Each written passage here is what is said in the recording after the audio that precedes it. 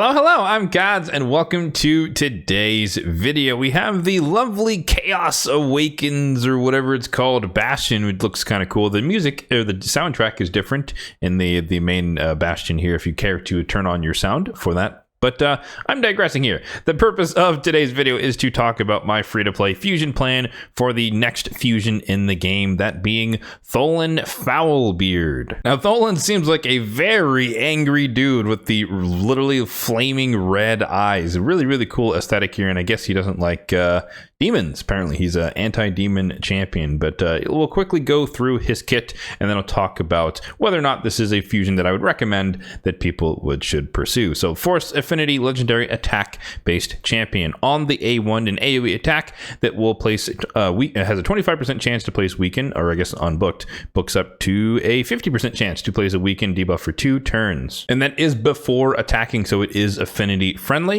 And then it has a 50% chance of placing the weaken if instead the target, or 75% chance when booked, of placing that said weaken if the target is from the Corrupted Alliance, a boss, or a minion. So it's a lot more reliable in boss encounters, and specifically people in the Corrupted Alliance. And for those who don't know, those are champions who are, kind of what you'd kind of expect. But the Demon Spawn, the Undead Horde, the Dark Elves, and the Knights Revenant. So there's a lot of annoying champions across those factions. So again, it could be pretty darn reliable in terms of placing those, or placing that weaken against them. And then we'll also grant an extra turn if the weaken debuff is placed on all enemies by the skill. So he has a little bit of kind of relentless built into his kit. Every time he uses the A1, there's a decent chance that he can place it on all enemies, especially if he's in a boss encounter, get the extra turn, and do more damage with his other abilities. So speaking of the other abilities here, the A2 attacks an enemy 2 times. Each hit will ignore 25% of the target's defense. And then if the target is from the Corrupted Alliance, once again, a boss or a minion, each hit will ignore 50% of the target's defense. So 25% base, but basically all the way up to 50% ignore defense, which is pretty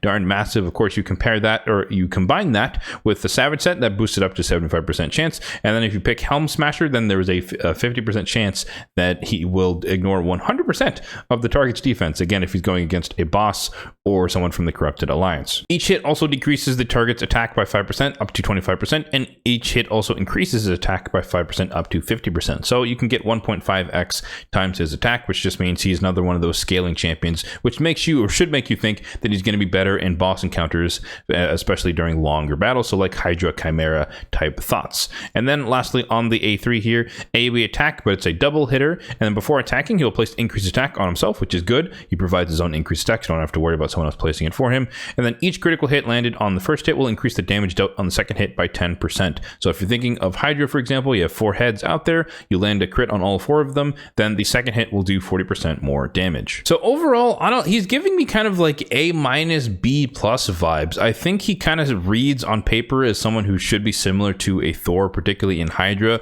You're getting the weaken from just the A1, also the passive that will kind of randomly throw it in there every 5th turn. You're getting should be a relatively hard hitting ability on a single target, and then you're getting your own increased attack with an AoE double hitter, which should hit again respectably hard, especially when you account for the fact that using the A2 will scale up his attack by 50%. In terms of a Hydra team, I think he's a really good candidate for someone who pairs well with an Ugo, especially for those of you who skipped Eostrid Dream Song from last year, kind of that same niche of like placing the weakened champion to go with your block buffs and decreased defense champion, that being Ugo. So he could make a nice companion champion to that. That way you have decreased defense, block buffs, and weaken from between both of them. But of course, that would mean that you need to sacrifice some nuking capability, some damage, to build in enough accuracy for whatever level of content you're dealing with. So yeah, my thought is that he should be good in longer encounters. So Hydra and Chimera come to mind. He has a lot of synergy when it comes to using his placing his debuffs and doing his effects against bosses, and he should be relatively tanky compared to most nukers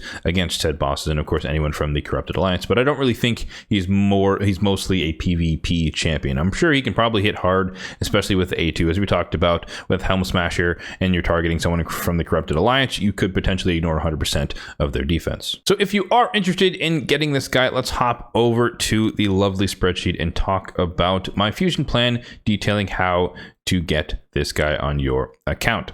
So if we take a look here, the link, the spreadsheet will be linked in the description box down below if you'd like a copy of this for yourself, or you'd like to follow along as I make my live updates. But this is the lovely fusion planning spreadsheet, and essentially we have the calendar for the fusion. Now this is a traditional fusion, meaning we have to collect 16 rares, level them up and fuse them into 4 epics, level those up and fuse them into the champion. So traditional style fusion. In terms of the events themselves, it's a pretty standard setup. There's no gimmicks, thankfully. This time it's just a pretty normal stuff. So we have the 4 dungeon split. We have 2 classic arena tournaments. We have a champion training tournament, a champion chase tournament. We have 3 dungeon divers, 3 Arctic gear enhancement. We have a champion training event, and then a summon rush. The only notable thing about this fusion are what I like to call pinch points, which is the overlap of champion training as well as a dungeon tournament. And that just means you're going to have to budget your energy appropriately over those overlaps, just because you need to do both events in order to get the rares from those respective events. So we have one here near the start where champion training overlaps with a part of the spider tournament ongoing right now and a part of Ice Golem. And then in the back half, we have the champion training event that overlaps with half of Dragon and half of Fire Knight. One cool thing is that we do, at least at the start, we do have the Dungeon Divers overlapping with the entirety of Spider, so we do have some synergy. You don't have to wait a day or delay things a bit. But as we progress further on, I will note that Dungeon Divers 2 is kind of in the middle of, like, near the end of Ice Golem, but not quite to the point of, I guess you can get a little bit of a champion training near the end of it.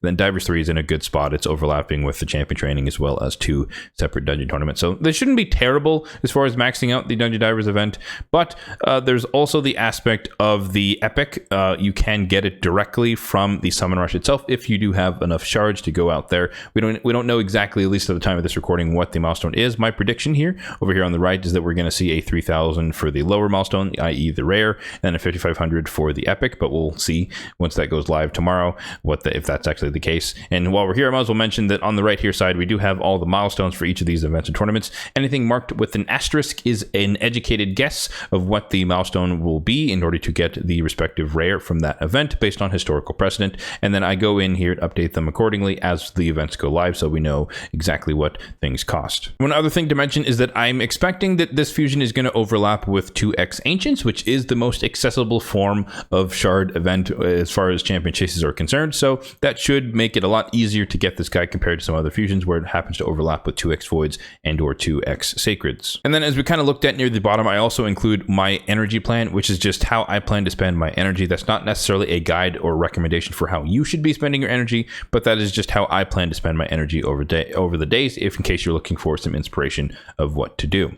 And then because this is a traditional style fusion, I will also point out that in a separate tab here, I have the fusion potion calculator, and we have plugged in the values for Tholin Foulbeard. So there's an epic, 4 magic epics, and then 16 void rares. And so that equates to this amount of superiors, this amount of greaters, and this amount of lesser potions. So make sure that you have those allotted in your potion mixer to be able to actually fuse all of the epics and rares, or to ascend all of the epics and rares required to do this. Hopping back in the game, let's talk about some of the current events going on right now for a little bit of my strategy and approach to it. But first, as I always like to mention here at the beginning of fusions, let's take a snapshot of my supply count, because I like to highlight it at the beginning and the end to note how much supplies it actually cost me in order to do the fusion in terms of silver and gems. So let's take a snapshot here. Let's call it 195 million because of course I've already been running some spiders. I'll talk it through a little bit later. And in terms of gems, we'll call it 4,300 on the gems. Stay tuned near the end of the fusion on my community tab page on my YouTube channel, because I will be posting a summary of all of these supplies deltas when the fusion comes to an end, just again to show you guys what it actually cost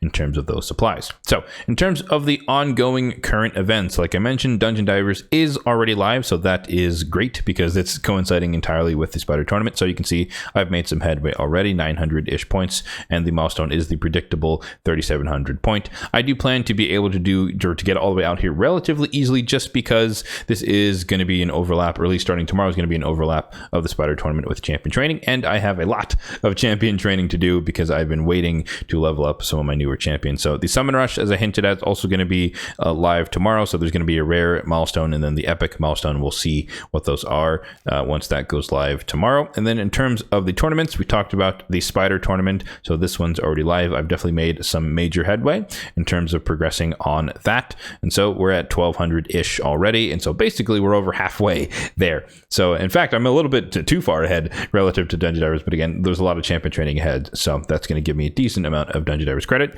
But nonetheless, we're pretty darn far along towards getting the first rare. And of course, the champion training tournament starts tomorrow as well. And it would behoove of you to go through or to make sure that during these champion training events, during the fusion, you are leveling up all of the fusion supplies. So the fusion rares and the fusion epics as soon as you get them. I guess one thing I forgot to mention, if I pull up the fusion plan once again, over here, one thing that could be strategic and help you guys out is that the champion chase for this fusion is near the end of the fusion, meaning that by the time you get here, you should be able to have a lot of the rares collected, at least half of them, so at least 8 collected. That way you can use to fuse 2 of the epics during the champion chase, which can give you a free 250 points times 2, so 500 points towards whatever the milestone is for the rare in that particular tournament. And the other nice thing is that the champion training event is also near the end of the fusion, so you can spend that event working on all of the fusion rares and epics that you have fused up, and you can get credit for champion training as well as working towards completing the fusion. So it's a nice little bit of synergy there